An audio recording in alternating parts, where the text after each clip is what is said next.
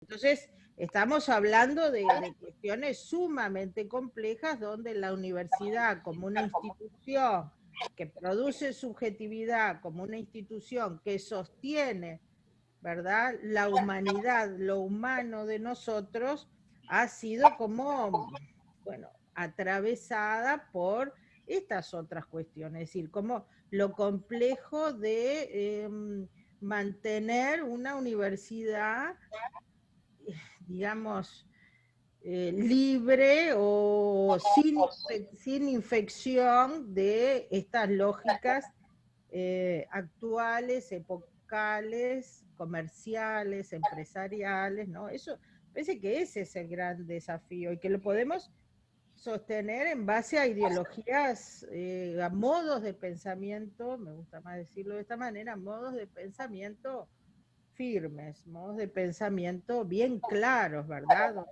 no se nos...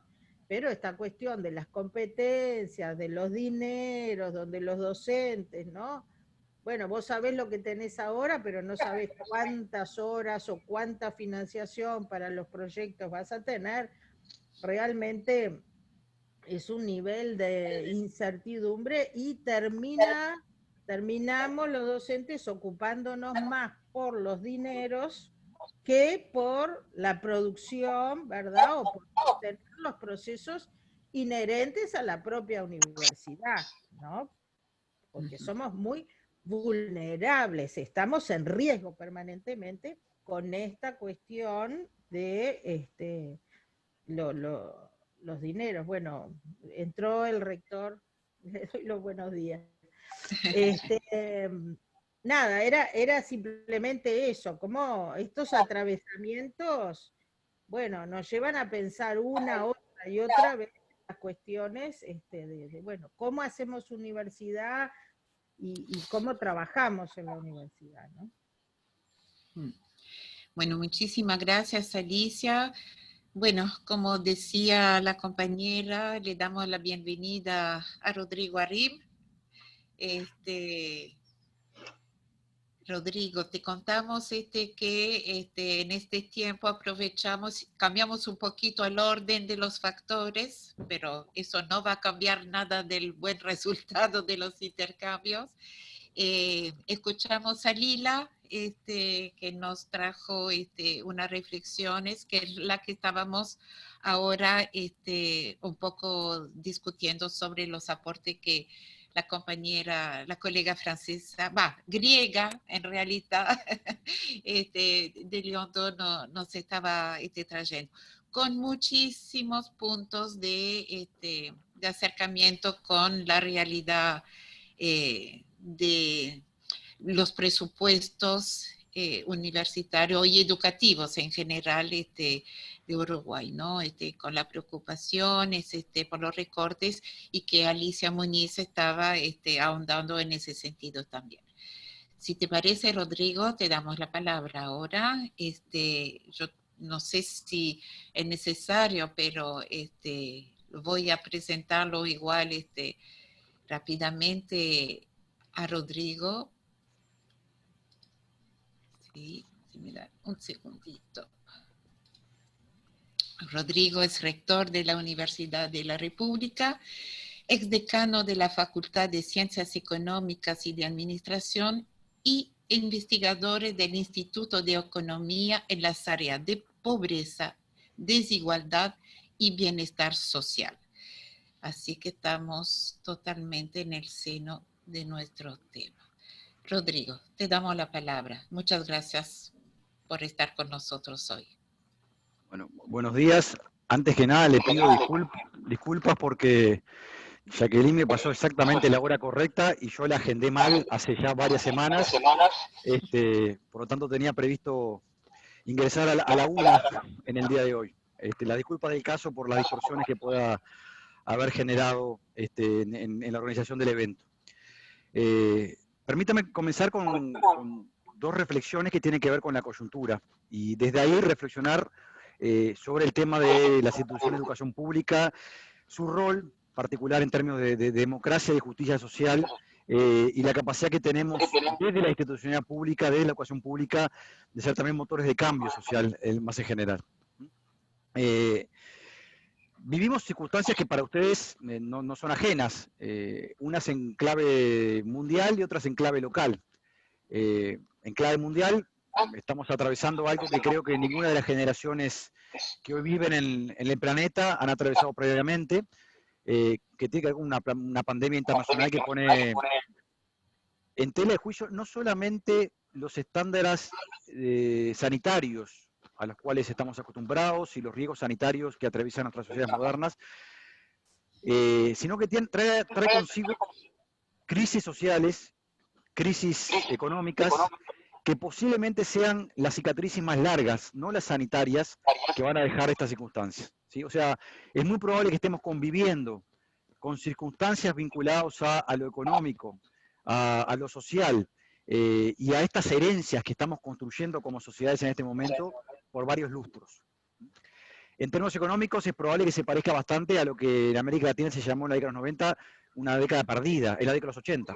La crisis de la deuda en el 82 llevó una circunstancia de empeoramiento de las circunstancias sociales de América Latina, que recién en la década de los 90 volvemos a recuperar niveles de bienestar similares a lo que teníamos a comienzos de los 80.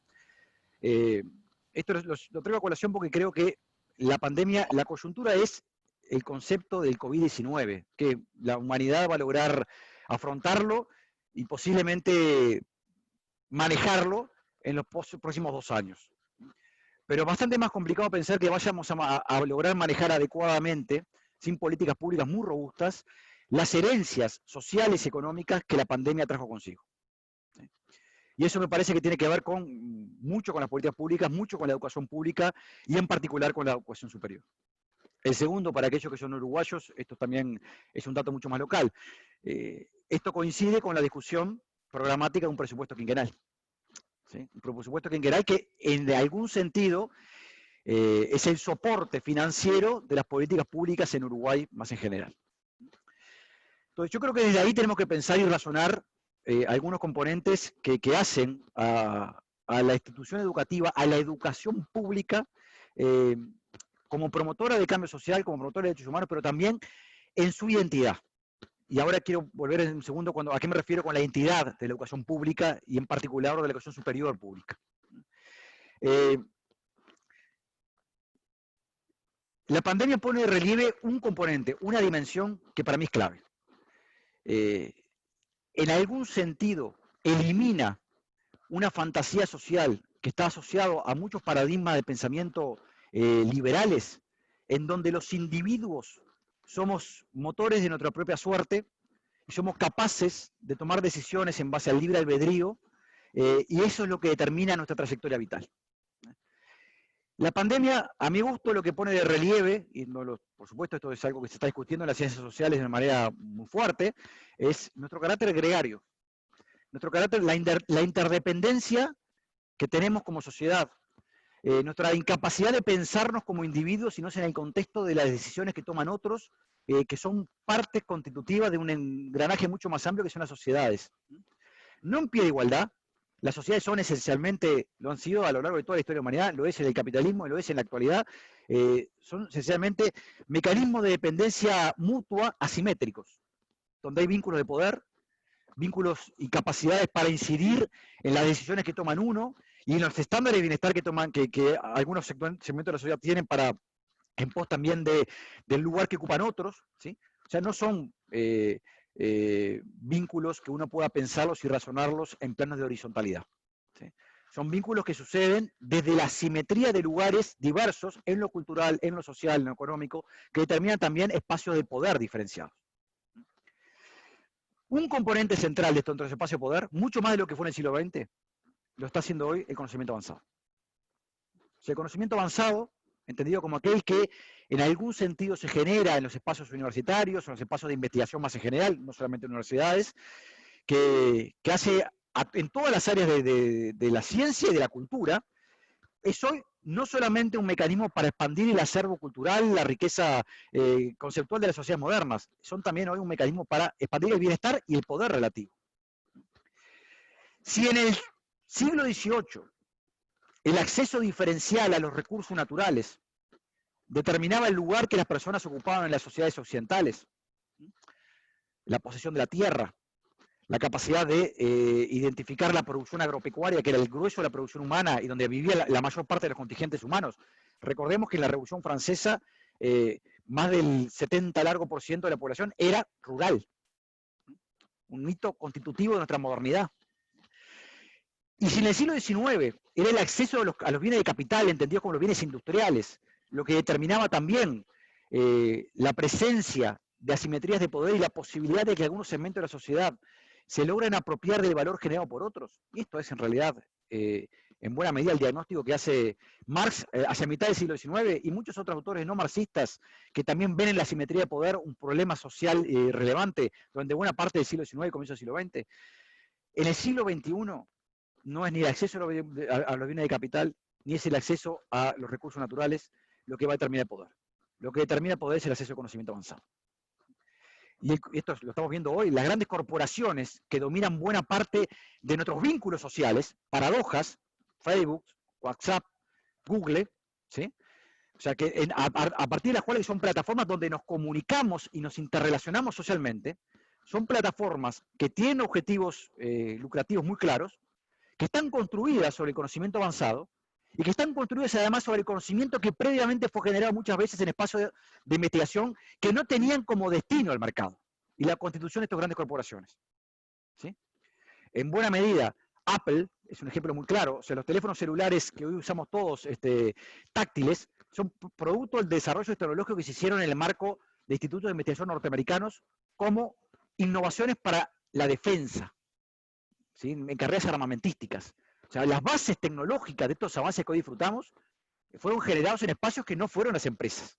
Sin embargo, las grandes corporaciones modernas, donde además estamos enfrentando problemas serios desde privacidad a mecanismos invasivos de incidencia en la toma de decisiones colectivas, basta ver las campañas electorales en Estados Unidos hoy y lo que fue hace 4 años atrás, ¿sí? Y la incidencia que ha tenido, son corporaciones cuyos activos, cuyo valor de mercado, cuyo poder relativo está construido en el conocimiento avanzado y en la apropiación de ese conocimiento avanzado. ¿Por qué traigo a colación esto? Porque hay algo que está cambiando en la estructura moderna, en nuestra modernidad, que tiene que ver con la incidencia que tienen estas grandes corporaciones en nuestros vínculos. ¿Sí? Zoom, lo que estamos haciendo en este momento es otro ejemplo.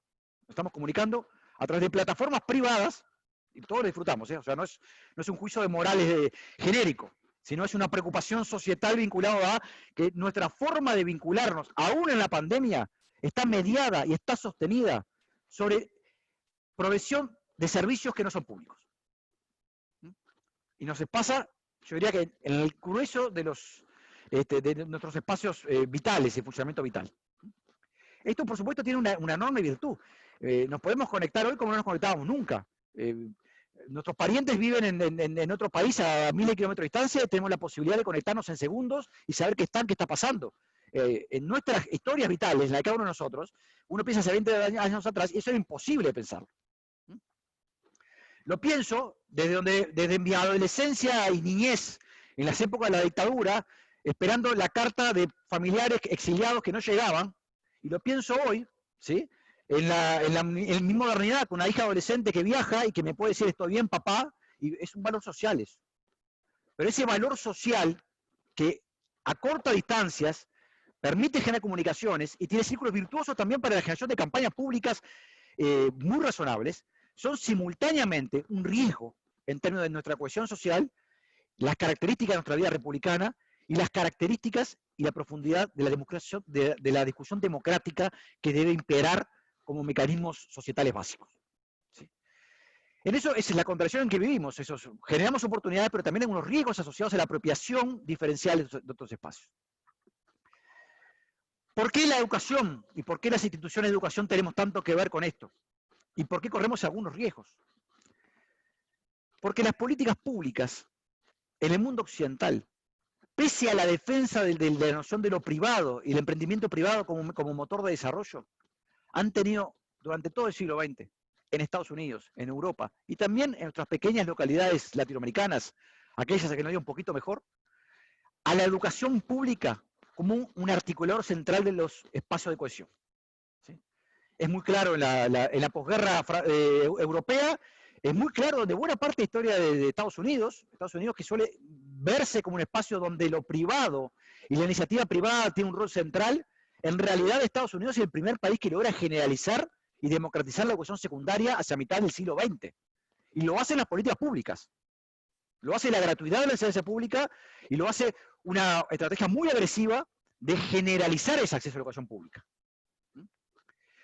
Entonces, los países de Europa, con todas sus diferencias, tienen una dimensión parecida. Y nuestra herencia cultural de Uruguay, desde Varela hasta la fecha, tiene también mucho de esta noción de que la educación es un espacio de promoción, movilidad social y también de integración democrática. Esto está cuestionado por varias razones.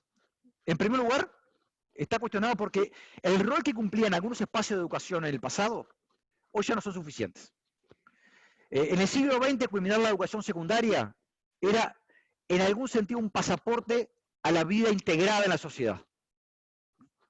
En el siglo XXI, hay un premio Nobel de Economía de 2006, Angus Deaton, que dice, si en el siglo XX la educación secundaria es la clave para la vida integrada, en el siglo XXI solo aquellos que culminan la educación terciaria van a acceder al mismo derecho. ¿Sí? Entonces, hay espacios de las políticas públicas, con todas las dificultades que conocemos, que en realidad ya no son suficientes para construir una base democrática y de convivencia democrática con estándares de justicia que sean, si no acordados, discutidos democráticamente. Entonces es la vida universitaria, el espacio de las políticas públicas universitarias, que ya no solamente cumple un rol clave, como lo cumplió durante todo el siglo XX, como generador de conocimientos avanzados, como espacio para la investigación en áreas de la salud, de las ciencias básicas, de las humanidades, que permitan incrementar el acervo cultural y científico de las sociedades y simultáneamente mejorar el estándar de bienestar aplicando eso a tecnologías que nos afectaban directamente como ciudadanos. Sino que además, las instituciones de educación superior somos hoy la puerta a la propia convivencia democrática. Que no lo éramos en el siglo XX. En el siglo XX, ser estudiante universitario era integrar cierta élite social, cada vez más democrática, porque la democratización de la educación terciaria y superior, en el sentido de que capas cada vez más amplias accedieran a ella, es una noticia de la década de los 60 para el mundo desarrollado y mucho más reciente para nosotros, pero estamos muy lejos de pensar, como pasa hoy, por ejemplo, en los países desarrollados, que en promedio, la mitad de los jóvenes terminan un grado universitario.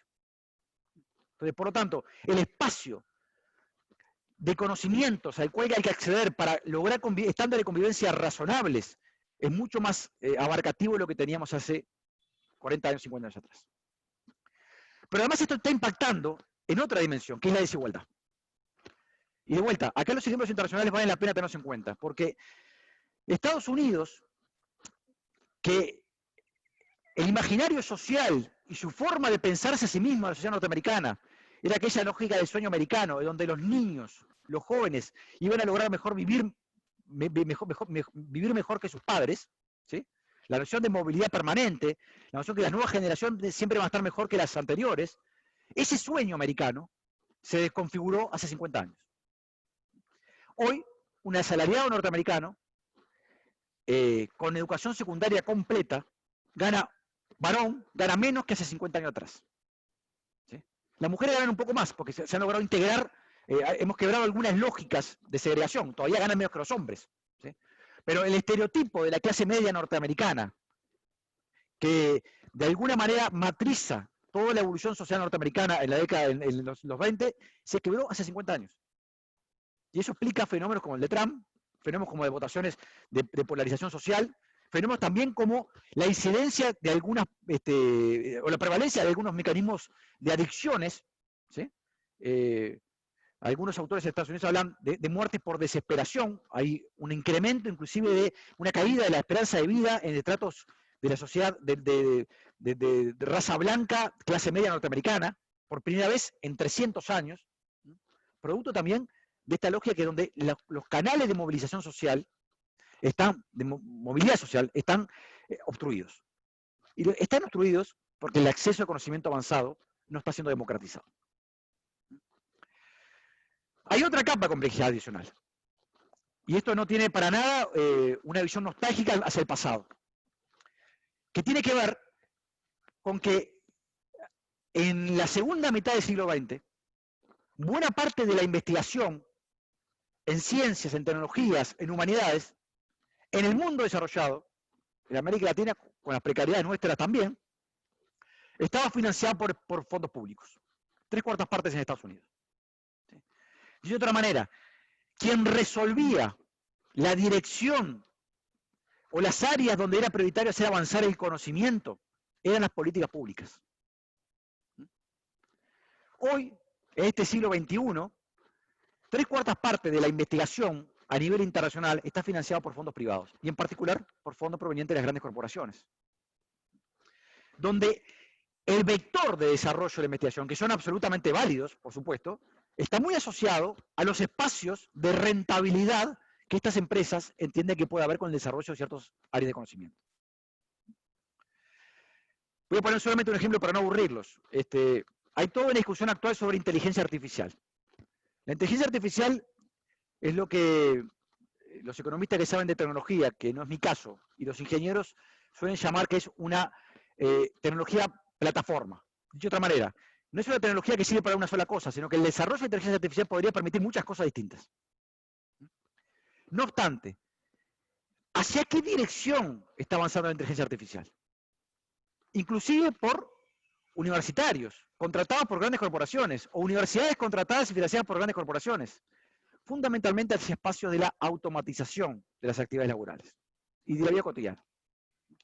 Ahora, eso no es un destino manifiesto. De hecho, hay también investigaciones paralelas en espacios financiados por políticas públicas que muestran que la inteligencia artificial, por ejemplo, podría mejorar la empleabilidad de buena parte de la población y los estándares, por ejemplo, de diagnóstico sanitario y de salud de buena parte de la población, haciendo mucho más accesible el conocimiento en salud a poblaciones mucho más amplias. Pero no es ese el lugar que estamos desarrollando la inteligencia artificial. Esa es la automatización.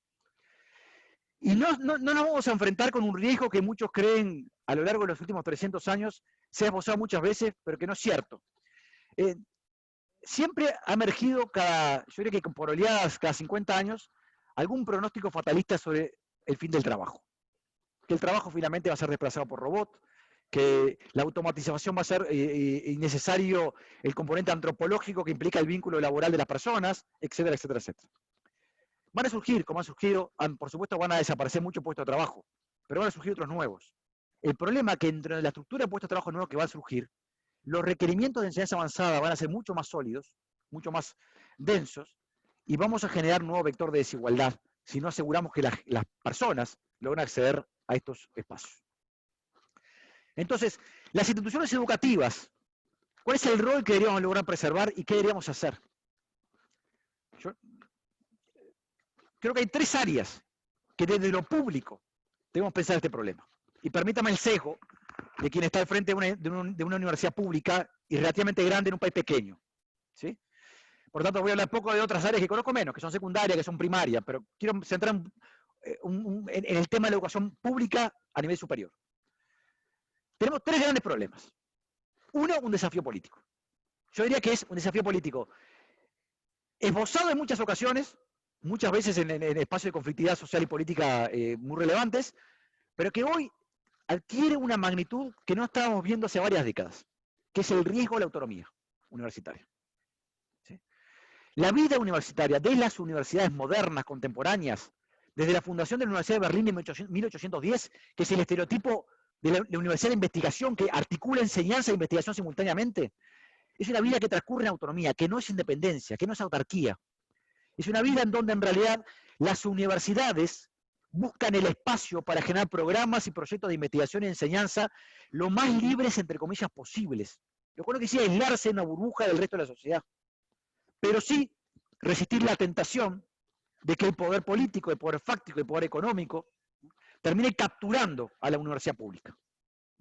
Tentación que no siempre logró evitarse, ¿no? Hay periodos prolongados de las universidades públicas fueron capturadas por agendas corporativas, por agendas privadas.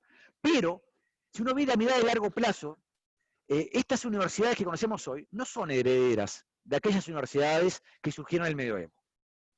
Las universidades del medioevo, las primeras grandes universidades, inclusive públicas, son universidades confesionales, cuyo rol central era difundir la ideología dominante.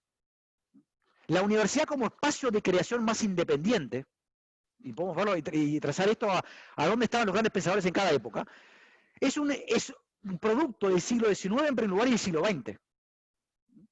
El espacio de la autonomía, el espacio donde es pensar desde una institución pública que no depende ni es acólita de los poderes de turno a nivel político, económico, social, de construir espacios de generación de conocimiento, de investigación, que no estén penetrados por estas lógicas. ¿Por qué estamos en riesgo hoy? Bueno, basta mirar a la región. Quizás para colegas europeos les puede resultar un poquito más extraño esto, pero América, los dos grandes países de América, hoy, tienen dos presidentes que tienen características muy peculiares. Son negacionistas desde el punto de vista del conocimiento científico. Ambos, cuando empezó la pandemia, afirmaron, esto es una gripe. Es una gripiña, o sea, es algo intrascendente. No deberíamos ocuparnos de nuestra política pública. ¿Sí? Ambos niegan el cambio climático, ambos niegan los problemas de deforestación, ¿sí? Ambos niegan la relevancia de investigar sobre los impactos sociales, económicos y sanitarios del cambio climático, de la deforestación o de la propia pandemia. ¿Qué sucedería si estos gobiernos tuvieran incidencia en los programas de investigación de las universidades públicas? Que lo están teniendo en Brasil, no, en Estados Unidos están teniendo un poquito menos de éxito. Sucedería que las investigaciones de largo plazo, escalonadas, costosas, dificultosas, para entender, comprender qué pasa en el clave del cambio climático, desaparecerían, no es su prioridad. Por eso la autonomía, que no es independencia de las universidades, es tan importante. Porque tenemos que ser capaces, en toda la esfera del conocimiento, de sostener agendas de investigación que en base a una discusión racional, que no quiere decir que la ciencia tenga de respuestas únicas, la ciencia es diversidad, no es presencia de unanimidades, pero sí en base a la argumentación racional, a lo que es la búsqueda de evidencia, a la construcción de modelos teóricos que tienen que ser respaldados luego por espacios de contrastación empírica, sean capaces de construir agendas de conocimiento que le aporten a la humanidad herramientas para incrementar el acervo cultural, pero también para afrontar temas tan complejos como el cambio climático. Entonces, universidades dependientes de los estados o de los vaivenes políticos son universidades que no pueden ser sostén de esto. Brasil, estamos teniendo circunstancias muy complejas.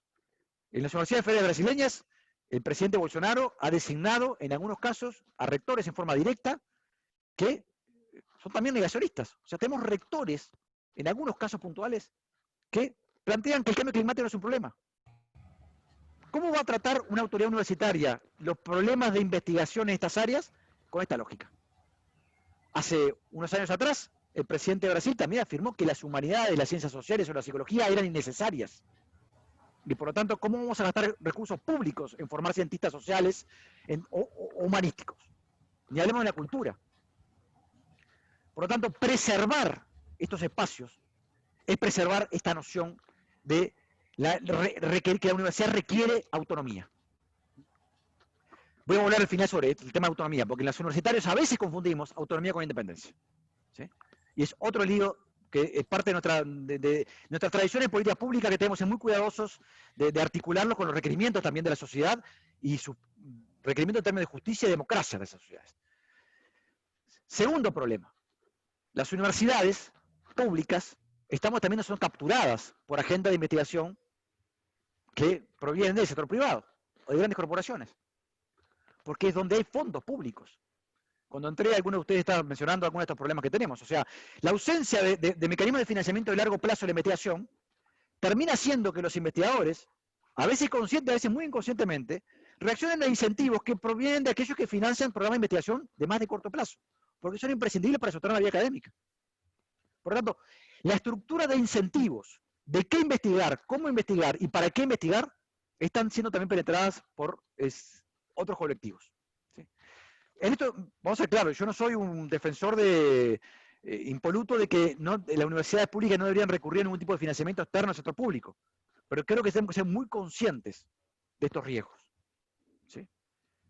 De tal manera también de generar los incentivos internos para tener políticas que salgan a la respuesta de requerimientos sociales de más larga data y no terminan capturados como instituciones públicas por agendas que no hacen ni a la calidad de la democracia ni a los estándares de justicia que tenemos que lograr a partir de esta dimensión. Y por último, el gran tercer tema, que es un desafío nuevo de las universidades, nuevo, tiene 50 años, ¿sí? Pero que yo creo que es hoy un emergente claro, que lo mencioné al comienzo. Tenemos un problema muy serio, pero muy serio, vinculado a la democratización de la educación terciaria y superior. ¿Sí? Hoy requerimos pensar en que 20, 30, 40 años, la enorme mayoría de los jóvenes deberían poder entrar a las universidades y culminar su formación en las universidades. No puede ser ya formación de élite. Eso requiere recursos, requiere decisión, pero también requiere que las universidades públicas nos hagamos cargo de esta agenda. Que no es sencilla porque genera contradicciones.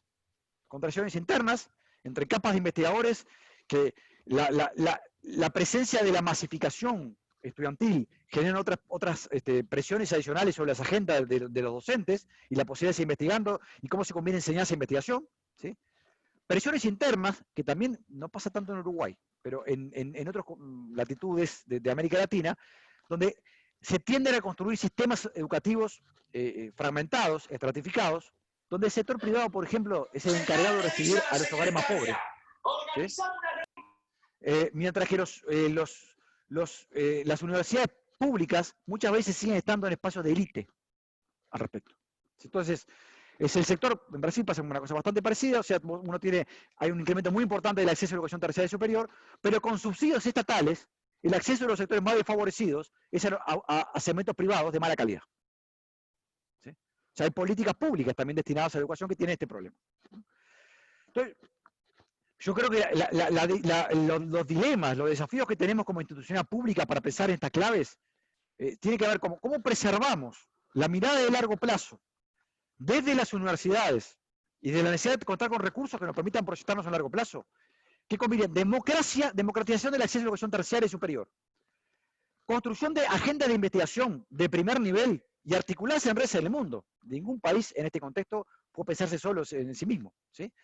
Pero que simultáneamente, ¿sí?, salga al encuentro de pensar la aplicación de esos conocimientos en áreas en donde los incentivos privados no van a desarrollar nuevo conocimiento. ¿Sí? Y esto sí es un componente extremadamente complejo de articular, porque hay que ser muy consciente de que esto sucede.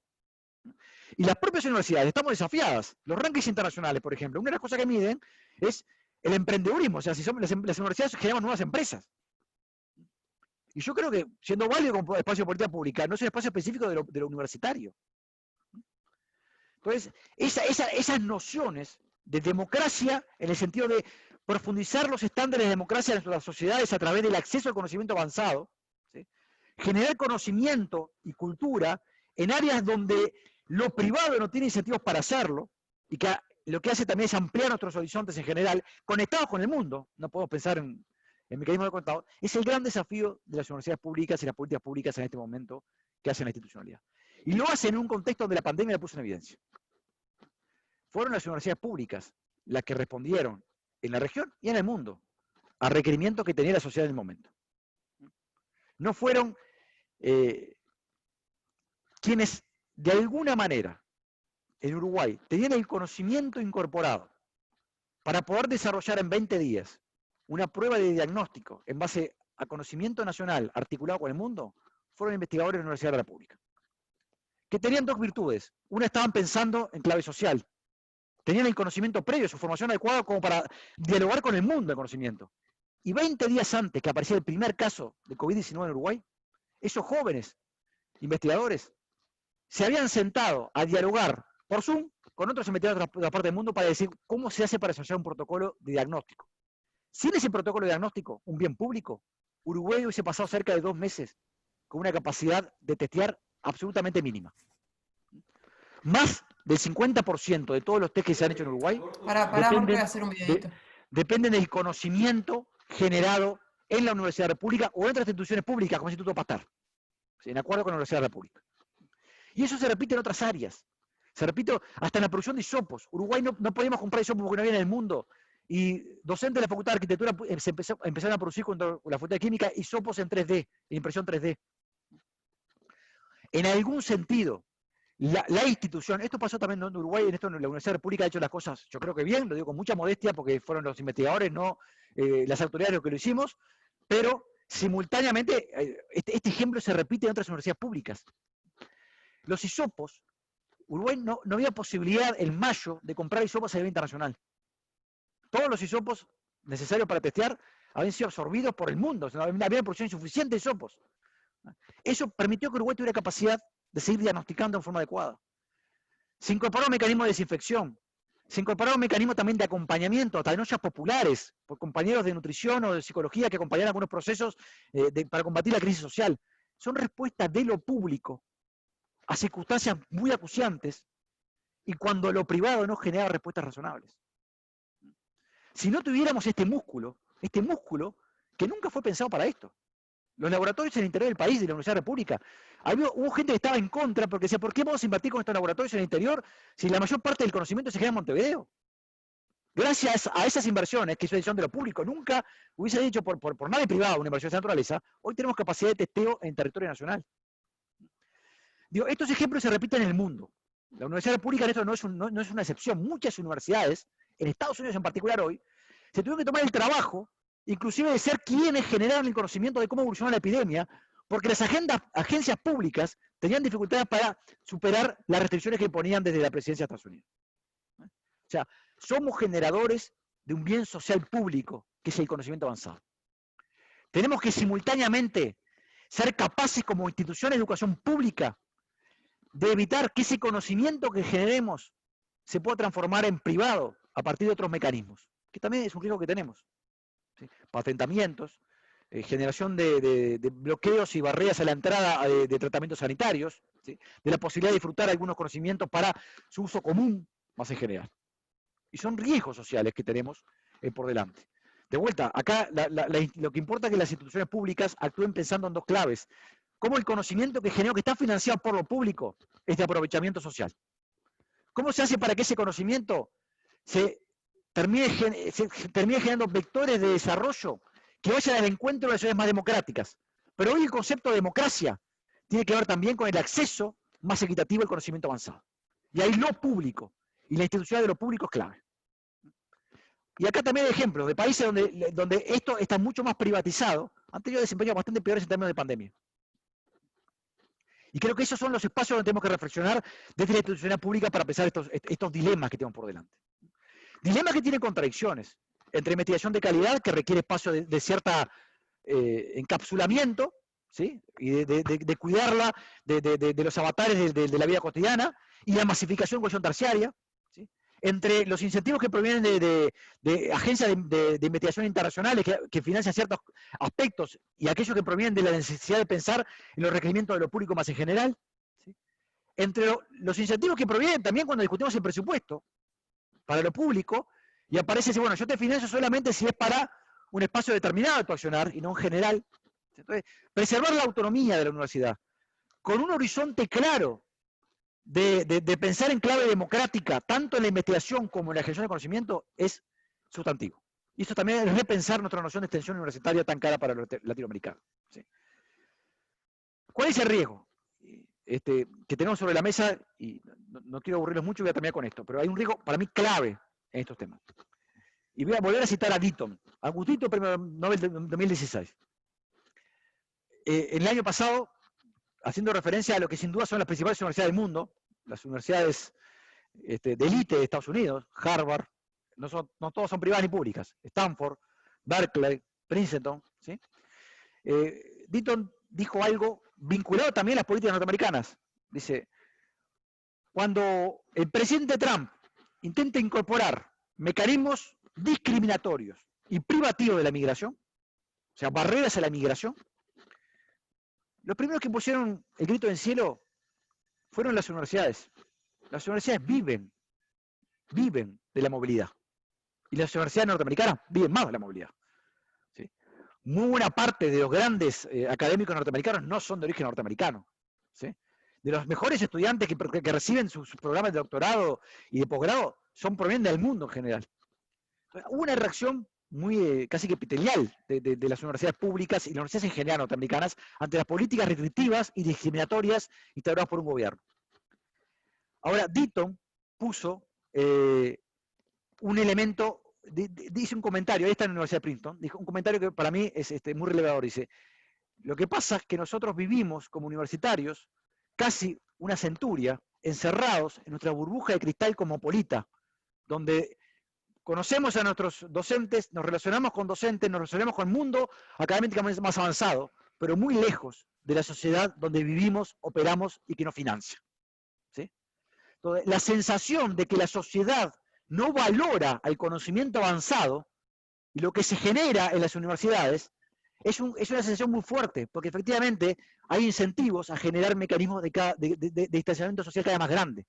A que las universidades de mayor nivel, de punta, públicas, también se aíslen de la problemática cotidiana, de las preocupaciones cotidianas de esos espacios donde habitan, que son los países que las financian. Y esto es parte del desafío que tenemos. ¿Cómo hacer para que las políticas públicas que tenemos que desarrollar desde la institucionalidad, en clave democrática, en clave de justicia, sean también sostenidas y valoradas por el conjunto de la sociedad? Y el único antídoto que tenemos con eso es que nuestro programa de investigación y nuestro programa de formación sean simultáneamente abiertos a toda la sociedad y todos los tratos sociales y tomen en cuenta los requerimientos de la sociedad donde habitamos y de la cual somos parte. Por eso, autonomía no es independencia. Y muchas veces los universitarios, también es parte de nuestras culpas, confundimos ambos conceptos. Autonomía es ser capaces de trazarse programas de investigación, programas académicos, sin la interferencia de intereses espurios provenientes de las asimetrías de poder de la sociedad. Pero no es el hecho que miremos para el costado y no nos preocupemos por los problemas societales que emergen cotidianamente en nuestro entorno. ¿Sí? Sin sustituir las políticas públicas, las universidades no somos proveedoras de bienestar en general, tenemos que ser proveedoras de ciertos espacios de bienestar. El conocimiento avanzado asegura el acceso y que el nuevo conocimiento que generemos sea también funcional al desarrollo de las sociedades donde habitemos. Acá hay un ejemplo muy claro y termino con esto, que también es parte de la discusión académica. Si uno ve las patologías sanitarias, se investiga mucho más en patologías vinculadas a la evolución degenerativa, a la biología degenerativa, y mucho menos en patologías, por ejemplo, que tienen que ver con desarrollo o el contagio de patógenos vinculados a los trópicos. ¿Sí? En términos de conocimiento avanzado. ¿Por qué? Porque la plata, los recursos que hoy financian la evolución del conocimiento en el área de salud, están mucho más centrados en lo que es la morbilidad específica del mundo desarrollado, que es la morbilidad de la vejez, ¿sí? Es del cáncer, de los problemas cardíacos, y no la morbilidad específica de los países más pobres, que están en torno a los trópicos y que tienen que ver con patógenos asociados a la malaria, al desarrollo de enfermedades infecciosas de otra naturaleza. Esa es la razón por la cual nos ha ido como humanidad bastante peor combatiendo estos patógenos y no otros patógenos. Porque en términos de financiamiento hemos tenido un sesgo muy claro. Y también las universidades, porque las universidades más ricas son las universidades del norte. Entonces, esto que se ve a escala mundial, y que es algo que está siendo reconocido como un problema que tenemos que lograr financiamiento para mejorar los estándares de vida en sanitarios en aquellas regiones del mundo donde se investiga menos para estas cuestiones, también tenemos que verlo a escala local. Y sin negar la importancia de todo el conocimiento, que las universidades nos demos el espacio para pensar políticas públicas que incidan en el bienestar general, en la salud, pero también en lo social, en lo laboral o en lo vinculado estrictamente al funcionamiento económico más en general. Por lo tanto, creo que los desafíos que tenemos son, en algunos casos, viejos, pero están renovados por un siglo XXI complejo, donde algunas matrices de pensamiento parecen apuntar hacia una noción donde lo público se diluye en lo que son decisiones individuales y no colectivas. Esperemos que la pandemia, si para algo sirva, no es que sea muy optimista en esto, es para darnos cuenta que lo público y las políticas públicas están en la esencia del bienestar general. Recordemos que la causa que logró hacer aumentar la esperanza de vida luego de la Revolución Industrial y luego de la Revolución Francesa, motoras y constructoras de nuestra modernidad, no fue la libre iniciativa del mercado, fueron políticas públicas, de vacunación, de saneamiento, mitad del siglo XIX. Son ahí los grandes hitos que permitieron avanzar en términos de bienestar general, y no solamente el bienestar de las élites, tuvo que ver con la incorporación en la materia de políticas públicas del conocimiento avanzado aplicado a situaciones en donde el mercado no iba a resolver la provisión adecuada. Muchas gracias.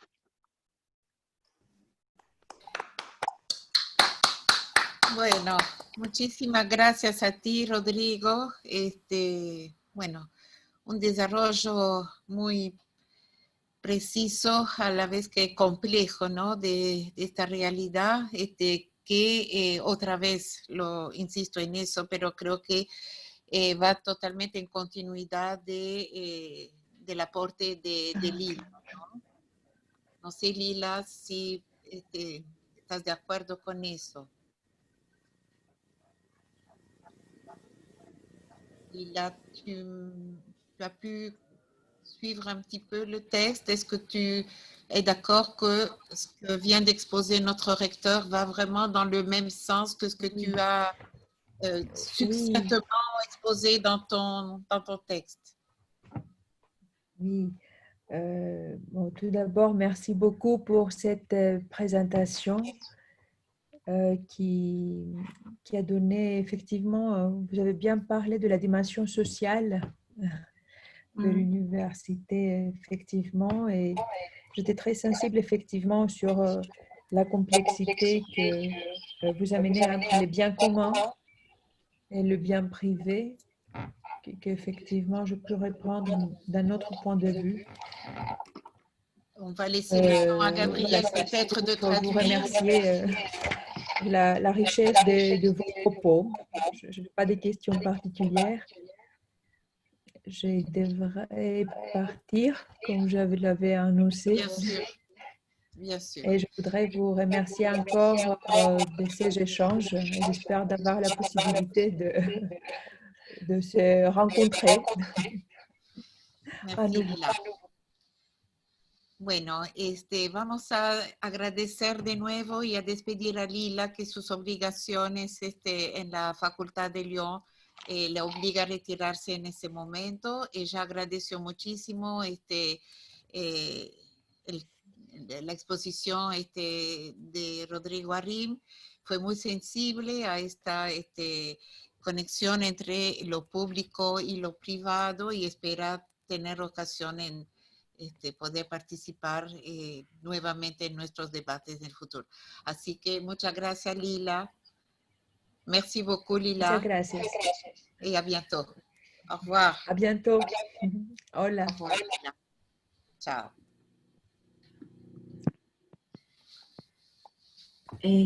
Yo quería decir algo respecto a las palabras del rector.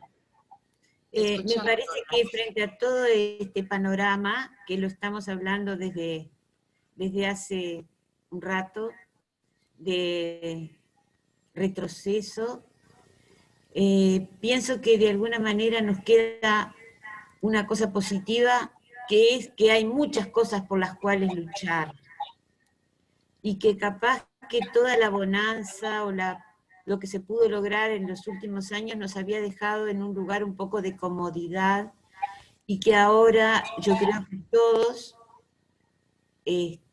tenemos que salir de vuelta, como hace muchos años, a luchar por las cosas que realmente son vitales a la sociedad. Y me encanta que el objetivo sea que en el futuro el conocimiento es lo fundamental y que todos tienen que tener derecho a ese conocimiento avanzado. A mí me parece que eso es realmente una bandera impresionante, y estoy seguro que vamos a poder convencer con nuestro entusiasmo y nuestro trabajo cada vez más a los sectores de la sociedad para que defiendan sus derechos y para que valoren todo lo que se puede estar haciendo desde los centros educativos y las políticas públicas. Eso, y agradecerle muchísimo al rector, porque creo que nos dejó un panorama mucho más claro y un camino también por el cual seguir nuestro trabajo. Muchas gracias, Dora. Dora siempre con un aporte esperanzador que viene bien en ese panorama. Gracias, Dora, por esta palabra. Diego, te escuchamos. ¿Se escucha bien ahí? Sí, perfecto. Bien. Me quedé pensando en varias cuestiones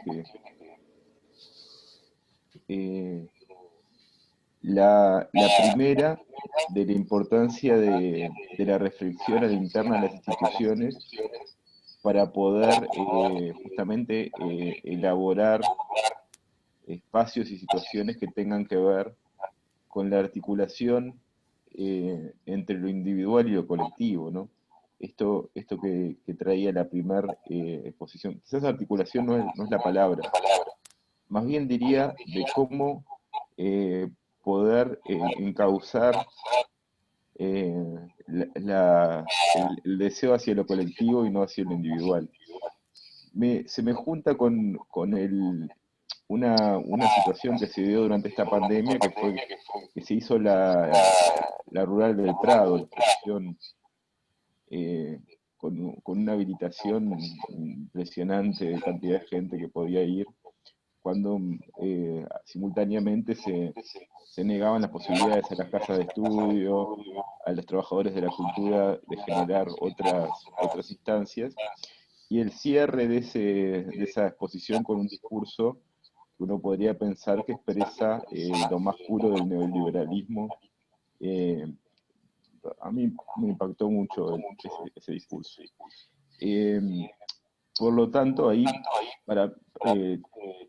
en cierta manera, creo que se jerarquiza otra vez la producción y por sobre la educación. Y me parece importante ver qué es la educación en derechos humanos, porque si jerarquizamos solo los contenidos que tienen que ver con el aparato productivo y la reproducción, bueno, de los grandes capitales, tan complicados.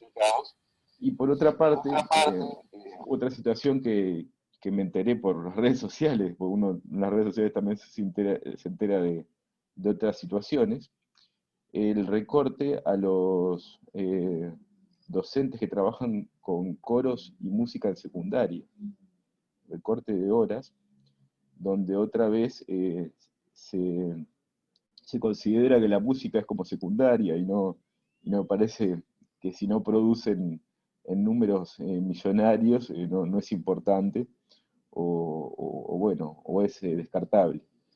Entonces me parece ahí también otro aspecto a poder pensar y a sostener desde las instituciones públicas, no solo la defensa del acceso al conocimiento, sino a qué conocimientos, y también a poder aportar al debate en relación a estos puntos que embaten en realidad contra, por ejemplo, la producción artística.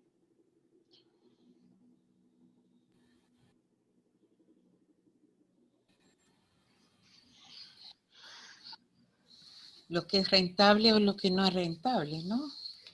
Seguimos, nos quedan unos minutitos, si hay algún otro comentario.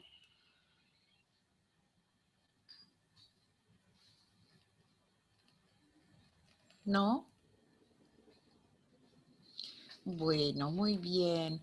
Yo quisiera, antes de separarnos, leerles que me vino a la mente esta reflexión que creo que tiene mucho que ver con lo que estamos hablando ahora.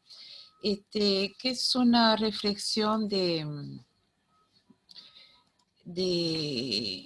Italo Calvo y que dice así: un país que destruye la escuela pública no lo hace nunca por dinero, porque falten recursos o su costo sea excesivo. Un país que desmonta la educación, las artes o las culturas está ya gobernado por aquellos que solo tienen algo que perder con la difusión del saber. Y esto Italo Calvino lo escribió en 1974. Así que creo que esta lucha no es de hoy, y no va a terminar con este debate, y que, como decía Dora hace un ratito, la solución es en seguir luchando para que ese derecho a la educación y a una educación entendido en el sentido más amplio posible, bueno, sea lo más universal posible. Sigamos soñando, sigamos apostando a ese futuro.